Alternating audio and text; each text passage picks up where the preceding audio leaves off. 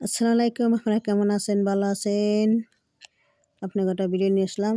অপু বুবলির কথা শোনেন কি কয়, তারপর আপনার কথা শোনা কমনি। আহত যাচ্ছেন। ওফ আল্লাহ! প্লিজ প্লিজ আপনি আমার বলেন না যে আমার বিরুদ্ধে মামলা ঠুকে দেবেন, কারণ আমি নিউজে দেখেছি যে যারা এই ধরনের খবর বলছে আপনি নাকি না আইনি ব্যবস্থা নেবেন। একদমই না ভাইয়া, এটা আমি প্রথমেই বলে নিই, কারণ হয় কি দর্শকদের জায়গা থেকে তাদের অনেক ব্যক্তি বুবলি আপনি দেখবেন রোমান ভাই যে এটা শুধুমাত্র আমাদের বাংলাদেশে না, সব দেশে। আমরা যদি বলিউডে দেখি, হলিউডে দেখি, সবার কিন্তু একটা ব্যক্তি স্বাধীনতা আছে। একটা কংগ্রেচুলেশন জানাবো। আচ্ছা, তাই নাকি? কি সেটা? আপনারা কি আবার মা হতে যাচ্ছেন?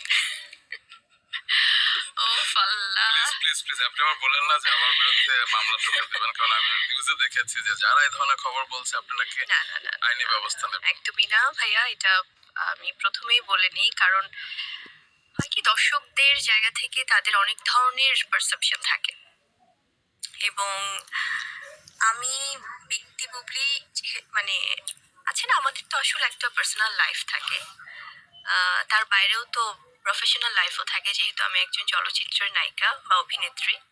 তো দর্শকের অনেক কিছু জানতে ইচ্ছে করে বা তারা তাদের মতো প্রেডিক্ট করে।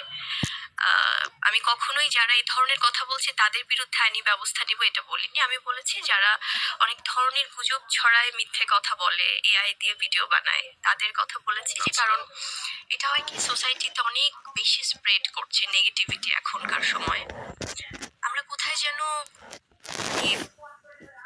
পঙ্গু হয়ে যাচ্ছি আসলে মানসিকভাবে, এটা আমার বলতেই হচ্ছে, কারণ যেহেতু মানুষ এখন অনেক বেশি সচেতন।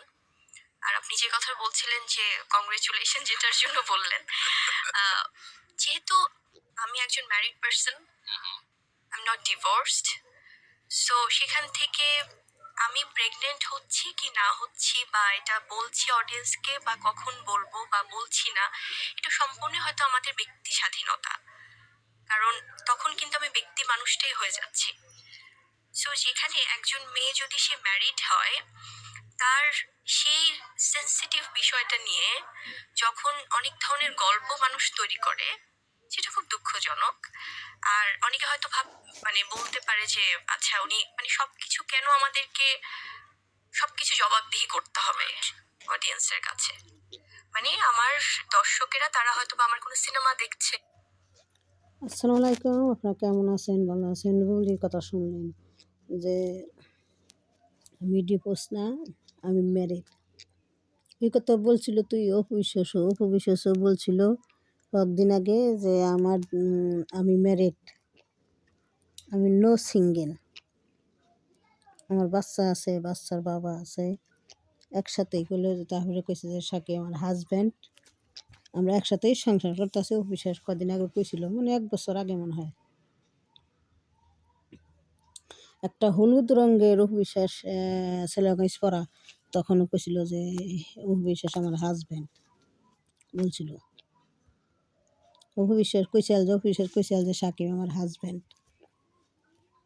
সেই কথা কপি করলো অফিসের কথা কপি করলো বুবলি।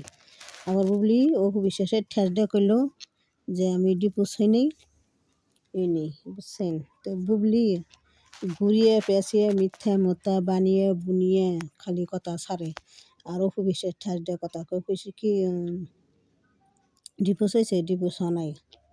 ইয়ার আগে মামুন হক সাকিব অপু আমেরিকা গেছিল, বুবলির সামনে এসে কান্দিয়া জয়ের ইনপ্যাক্ট কান্দে একখানে ছেলে প্রেম ফাঁসে টেকা দেনা ফল্লা দপনা মেলা কিছু বলছিল। তখন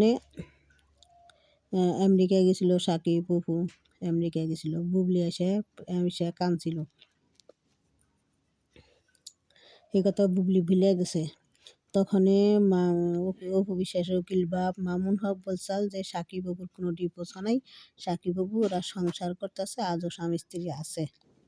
তো বুবলি কেমনে কয়, বুবলি অফিসে ঠেসটা কয় অফিসে তো কারো সংসার ভাঙে নাই, অফিসে তো কার স্বামী কেনে নাই, অফিসে তো কারো একটা বাচ্চার কাছে বাপ কেনে নাই। বুবলির তো অভ্যেস আছে, মানুষের সংসার ভাঙার অভ্যেস বুবলি। শরীর মার বড় গলা খায় দুধ কলা বুবলি, বুঝছেন? কথা শোনেন।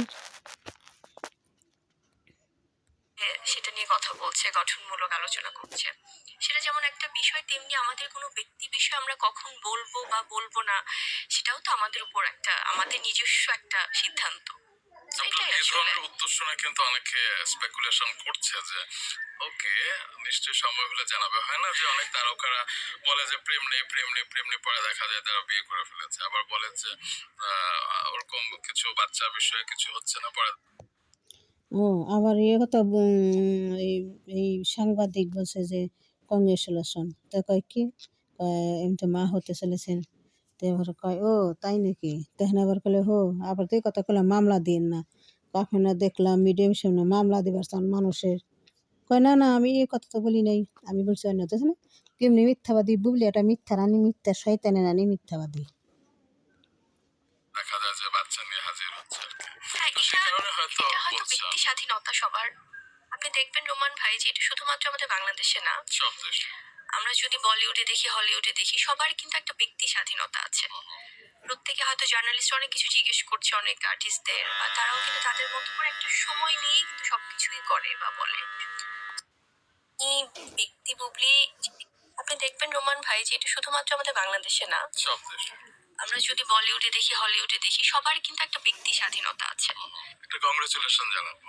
আচ্ছা, তাই নাকি? কি এই সেটা? আপনারা কি আবার মা হতে যাচ্ছেন? ও আল্লাহ। প্লিজ প্লিজ প্লিজ, আপনি আবার বলেন না যে আমার বিরুদ্ধে মামলা ঠুকে দেবেন, কারণ আমি বুঝছেন? এই যে সাংবাদিক বলতেছে, প্লিজ প্লিজ আমার নামে মামলা দিয়েন না। মানে ওই সময় যে একটা কালা বুবলি কালা শার্ট পরা প্যান্ট পরা কইছিল সাংবাদিকের সামনে যে আমার নামে যারা মিথ্যা কথা বলে তাকে আইনের ব্যবস্থা নেব। এখানে উল্টিয়ে কথা মিথ্যা ঘুরিয়ে ফেসে বুবলি কথা কেউ শুনেনি। নিউজে দেখেছি যে যারা এই ধরনের খবর বলছে আপনি নাকি না না না, আইনি ব্যবস্থা নেবেন। একদমই না ভাইয়া, এটা বুঝছেন? বুবলি কেমনে কথাটা এখানে একদণ্ডে ঘুরাইলো বুবলি। কয়, না এই কথা আমি বলি নাই। মানে এ ধরনের কথা না বলি নাই। বুঝছেন? কেমনে কইয়া হেরে সেই কথা না করে। বুবলি একটা মিথ্যা রানী, শয়তানের রানী, সংসার ভাঙ্গার রানী, ডাইনি একটা। তো আসসালামু আলাইকুম। আমার ভিডিওতে লাইক করেন, কমেন্ট করেন, শেয়ার করেন। আসসালামু আলাইকুম।